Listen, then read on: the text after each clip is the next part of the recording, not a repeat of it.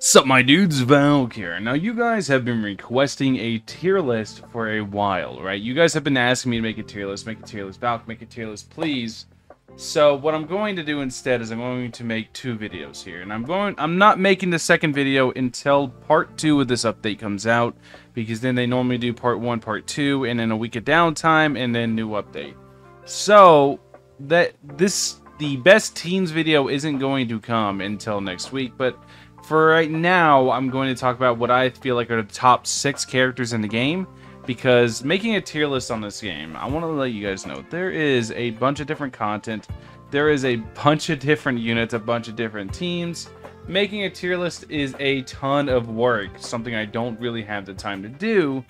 So, instead, I'm going to give you guys my opinions on the top 6 units in the game, which I have on my team right now, in my opinion, in order. You are more than welcome to disagree. This is just personal bias after using them a whole bunch.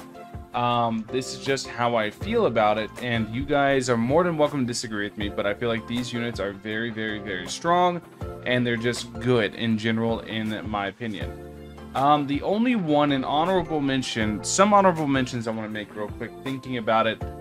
Secret Rare Fallen Angel is a very, very, very good unit. They're going to be an absolute must for leaderboard runs because they're going to have a 10 build nuke, which is going to be really good. They're probably going to be the first nuke you actually proc whenever you're starting to proc all your nukes. Fallen Angel is a very, very strong unit, so Fallen Angel, definitely an honorable mention there for them. That's about it for the honorable mentions, just because nukes are so damn powerful. So let's go ahead, let's get into it. Very first, I have the brand new LR Gilgamesh. I wasn't joking when I considered him the best unit in the game. I was going to type LR. It's definitely not Gilgamesh either. It's King of Heroes. Brain work, come on, I know you can do it. So, Gilgamesh, what does he do? He raises attack, and he does full AoE. Full AoE and raises attack. He ends up getting a really, really high attack stat for like 6 mil. I think he's somewhere around, like, I want to say cost-wise, he's somewhere around like 450k total. Generally in that ballpark cost-wise. Not too bad for what he offers. And then you only need 500 million to be able to activate his nuke. His nuke is basically the exact same as Lord Sombra's. The main difference in him being full AoE and Sombra's a cone. Him being full AoE and Hill. Hill means limited placements. But just his range is so big, his damage is so big, everything about him is just insanity. He's so strong. He's going to be able to solo most content in the game, period, because even without activating his nuke, he still hits very hard, has a really good SBA. He's just an absolute beast of a unit. I definitely think he's the best unit in the game right now. Like I said, part 2 still coming this weekend in a couple days, so assuming they don't delay it or anything. Normally they do part 1, part 2, and then, like I said, a week off. So yeah, this, in my opinion, for right now, Gilgamesh is absolutely the best unit in the game.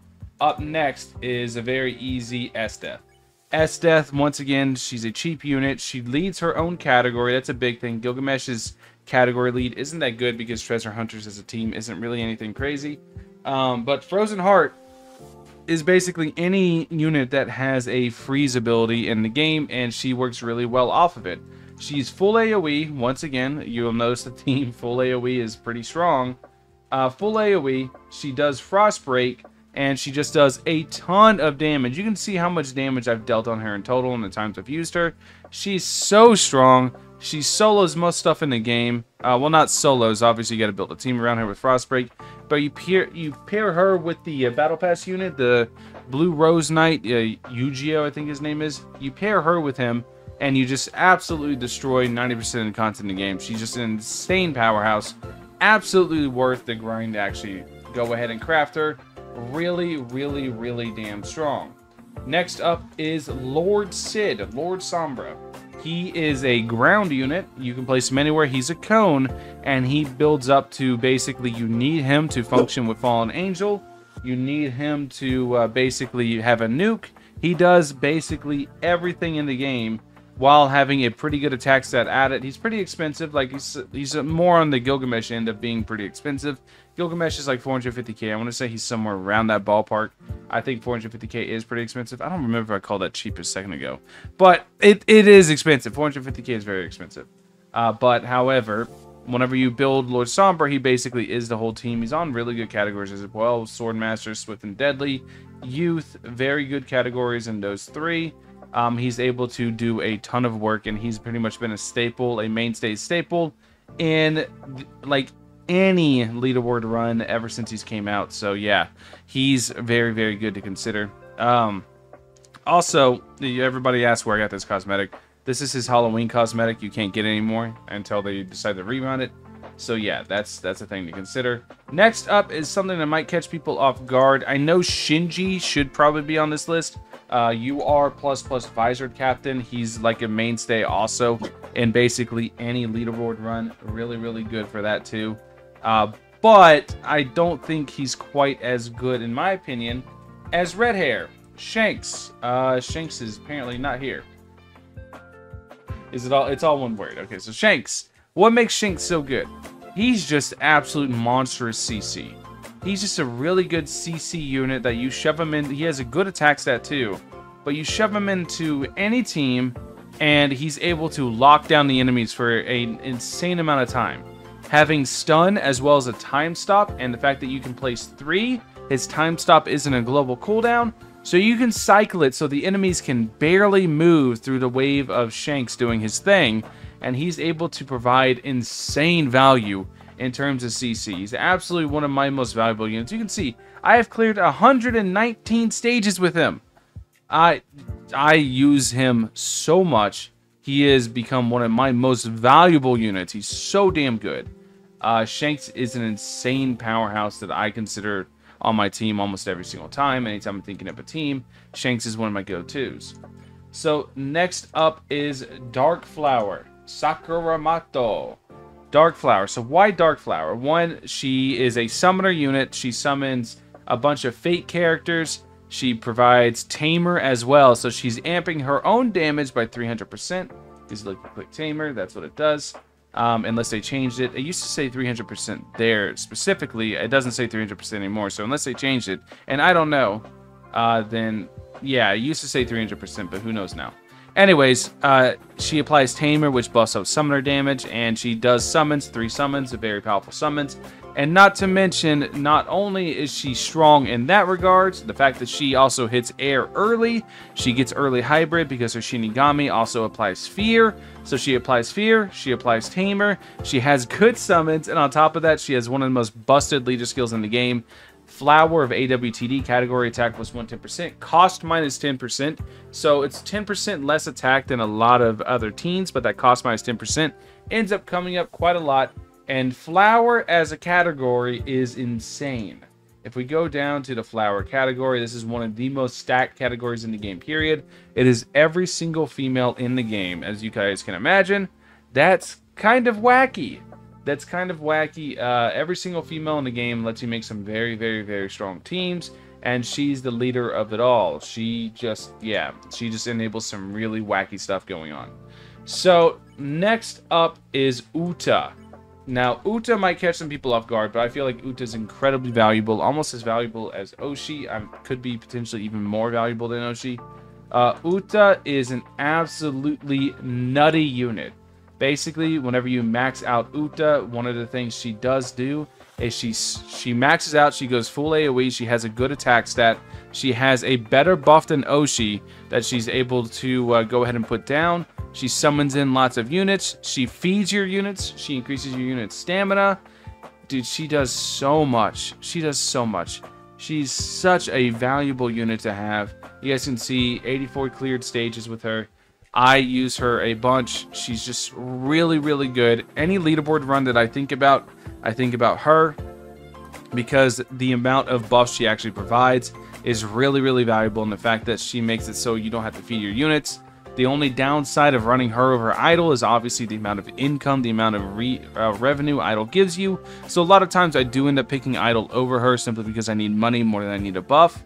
But whenever you're trying to min-max, whenever you're trying to push it, she just offers so much, it'd be really hard to not put her on this list. So now I want to go over some more honorable mentions I thought about while I was talking here. Maki. Secret Rare plus Makima, she is very strong. Decay is insane. When attacking enemies with low health, the damage will be higher. This used to say 3 times.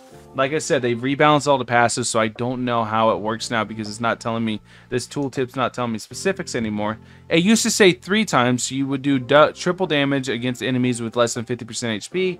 I don't know about now because it's vague. I don't know why they rewrote them all to be vague.